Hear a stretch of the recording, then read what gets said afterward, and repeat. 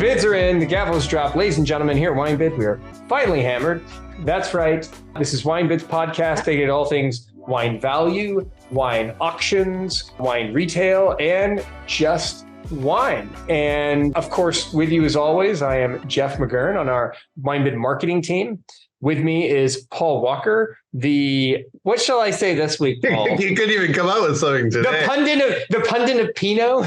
The pundit of Pinot. That's right. Paul is our wine expert. Paul's an expert in wine. No. And yes, he is. As I have to correct him every week. Jeff's our wine investment expert in that. Agree to disagree. Anyway, we're going through our wine auction recap this week, talking about some of the things that got a lot of bids and where there was a lot of movement. I'm going to start right off with this 2000 Domaine Lafleur Bourgogne Blanc, which, it's really interesting because I feel like my memory's not the best, but I feel like we had a conversation about this wine and somebody said there's no way it would break 100. And somebody was like, I definitely think it'll break 100.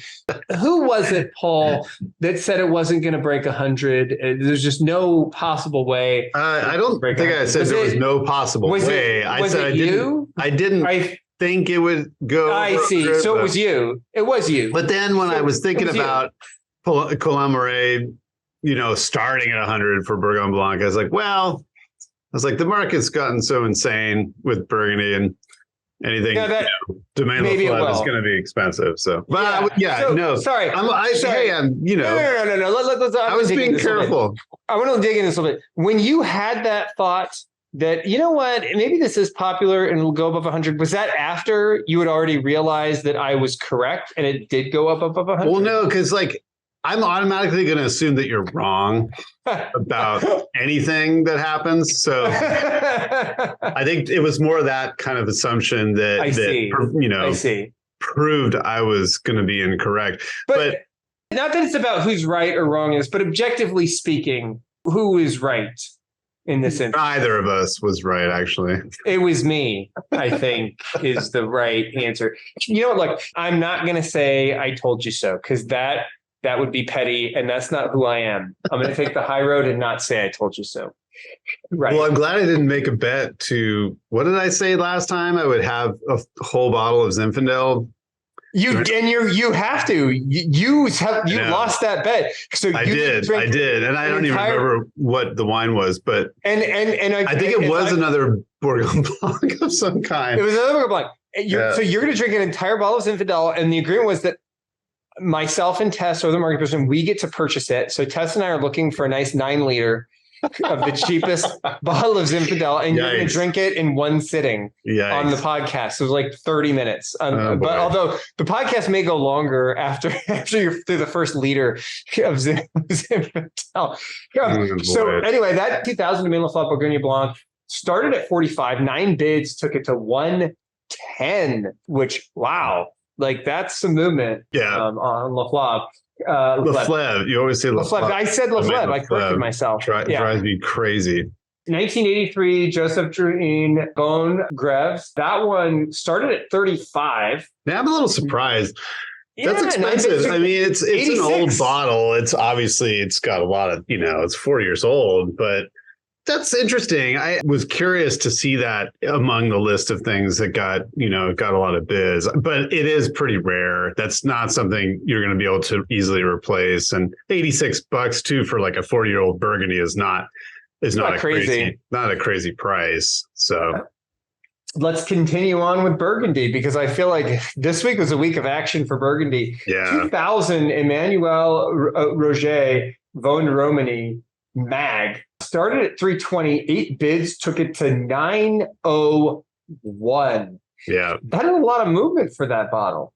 Yeah. No, that's a serious. I remember seeing it and being a little surprised that it didn't have a bid right off the bat, because that's a very rare format especially for this producer.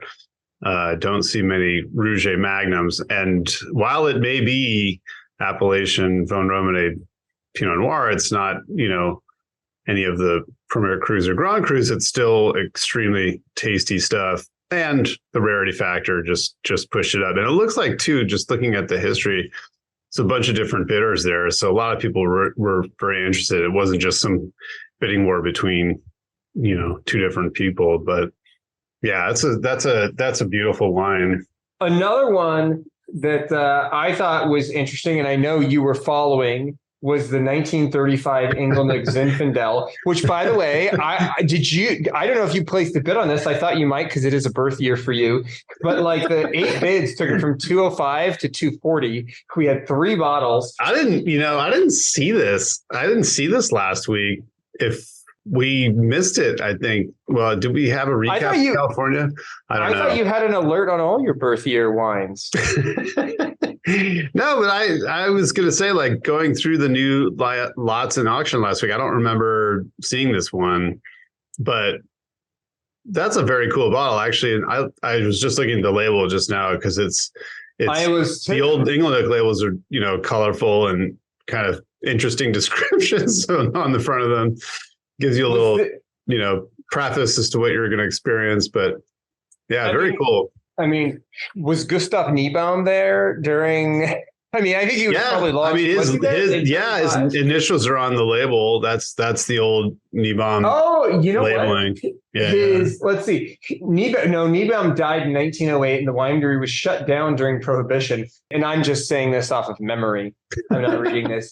But upon the repeal of Prohibition in the United States, Niebaum's widow, Suzanne Niebaum, reopened Inglenook and brought in a viticulturalist and enologist to upgrade the winemaking system.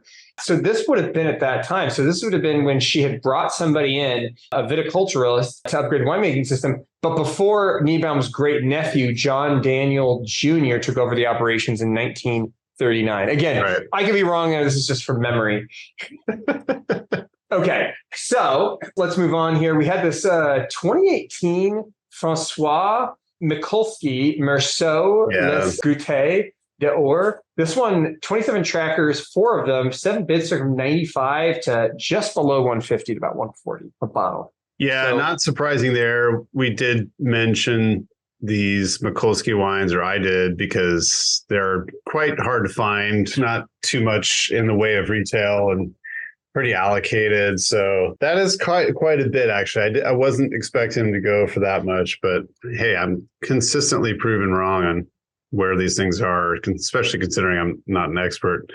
But just so you know, don't get mad. I'm not trying to prove you wrong. We had 2015 Lucien Lemoine, Nuit Saint-Georges. Lucien Lemoine. Lemoine. Vaucrain. Les Vaucrain, yeah. Le Vaucrain, yeah, that's what I said. 2 of them, we had 7 bids taken from 95 to 121 a piece. Yep, quite a bit. This one, I mean, that's interesting to me. I mean, some interesting action there. This Pierre Jardin, Chassagne Montrachet, Abbé de Morgeau, 7 bids took from 70 to 94. It's another younger producer making wine. I believe this is Vincent's son, who has his own label, obviously, and his wines are quite sought after. And again, very small production and some really great sources. And so these we keep seeing these kind of 18, 19, 20, 20 releases get pushed up, right up to about $100, and then in many cases over 100. And so that's yet another example. Pierre Jardin wines have done really well. We've seen quite a few. There's been a number of them in last year or so, and that's yet another example where it hammered at 94. Yeah. $94. The Hainen Burgundy 09, Georges Muret, Nuit Saint-Georges, Les Man, that's crazy. That we mentioned this too, and I was like, it's some more great Georges Muret wines in, and Chagnot 285 to 405. That's 6 bids took it 405. I mean, it is not really that surprising when you consider like the 2020. I think Appellation Von Romane is $300 and something. So, a Premier Cru from a great vintage, with at least 13 years, 14 years on it now, 405. That's a serious hammer. And same thing too with those Griveau wines, because I mentioned there was quite a few different Griveau last week, and the Beaumonts started at 245 and hammered at 345. That's not too surprising, actually, considering some of the other neighbors in that part of Burgundy are going just completely bonkers. And so the Griveau wines look relatively reasonable compared to some of the others. Like Catzyard Von Rome 2010 started at 200 and hammered, I think, at 270, 275. So yeah, and the Griveau, that one started 245, hammered at 345. Yeah, that's what I just mentioned. Yeah, that's what I was saying just when you mentioned. Yeah. We had actually heading out of Burgundy into Bordeaux, 84 Pavillon Blanc de Margaux, 6 bids from 85 to 170. Yeah, that's a funky vintage, 84. I wonder how that thing is drinking now. I mean, the color is amazing. I looked at it just a second ago. It's unbelievable. It's a great batch of wines from this particular cellar. I think the the Rouget and some of those other, I think maybe the Lafleur Bourgogne Blanc and some of the other wines came from that same cellar. So some great old rarities there. And then we've got this 87 Peter Lauer Ayal Deutsche Sekt Reserve. This one, 6 bids. We had 2 of them. 6 bids took them from 65 to like 191 a piece. Yeah. Whoa. Yeah. That's a rare one, right? We've seen some pretty good action on these Lauer sparkling wines, but they've all been more recent. Notice too, I don't know if you saw, but this was disgorged in 2021. So this has been it's been sitting there for quite a while. So I imagine this was something, seriously allocated to whomever is collecting these wines, or if they bought it at retail, it must have been a place that was able to secure a very tiny amount, because that's a long time in the barrel. Yeah, for sure. That about wraps up the ones that I want to look at. Were there any ones you wanted to mention before we sign off? There's a couple other random examples. I think we mentioned there was Tremblay last week, 2010 Chameau Musigny Fisselat hammered at 670. Excuse me. I don't think it got too many bids. It was already very high to begin with, but that's a pretty wild price for a Perimeter Cru. Obviously, very, very sought after producer. Prices are getting pushed up all over the map for Bergs these days. It doesn't seem to be slowing down. There was an 01 Ravenau Monte-Tonnerre hammered at 495, which I think was a new high for us. Mag of Ponceau, Clos de la Roche 19 at 870. There was a bottle of 74 Gaia Barbaresco, speaking of Earth years, that hammered at 400. So those are getting pushed up. I mean, 74 Piedmont looks kind of tame in comparison to some of the 74 California wines from serious producers along the kind of scope like Gaia. But anyway, $400 for 74 Barbaresco was a new high hammer.